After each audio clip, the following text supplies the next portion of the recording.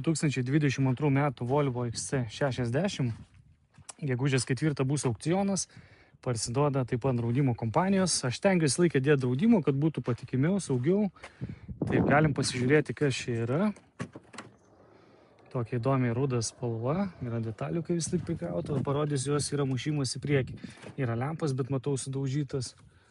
Sudėtos tik tai be reikalo. Nežinau, kam jie sudaužytas lempas deda.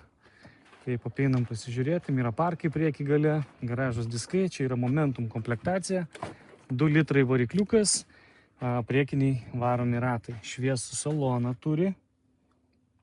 Salonas atrodo gražiai, prabangiai, didelė panorama. Čia yra nedidelis įlinkimas, bet čia lyginimų galim sutvarkyti. Priekis atrodo sėdynės, odos kokybė, būklė yra gera. Medžio dala graži. Durys, sparnas, atrodo yra viskas sveika. Šitas diskas šiek tiek irgi yra, pagrindinis mušimas yra į priekinę dalį, bet kaip matot, lonžeronai, balkis, viskas yra sveika, radiatorius irgi sveikas. Čia tik kur lempas rodžiau reikia keisti, kapotas pats kažkas yra, draudimo pažymėta, yra pažeistas, sparnas pažeistas. Šitos pusės, kaip matot, pažeidimo kažkokio labai didelių nėra. Kitas dalykas, kas yra, tai važiuoklė. Priekinis ratas, amortikas keitimui.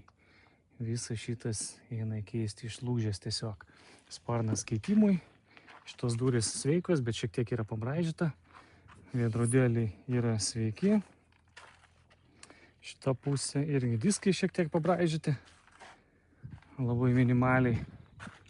Bet iš esmės daugiau pažeidimų nematau. Taip, jisai turėtų kurtis. Jo, mašina užsikūrė be problemų visiškai. Vairiukas. Čia viskas irgi tvarkoja, pagalvės niekur nėra išaudžiusios. Gerai, turiu išjungt variklį, nes rodo, kad nėra aušinimo skysčio, bet kaip matėt, viskas veikia. Variklis dirba gražiai. Čia viskas atrodo irgi nesugadinta. Tai va, tokį turim Volvo XC60. Jeigu kam įdomu, IAI aukcione gegužės 4 dieną.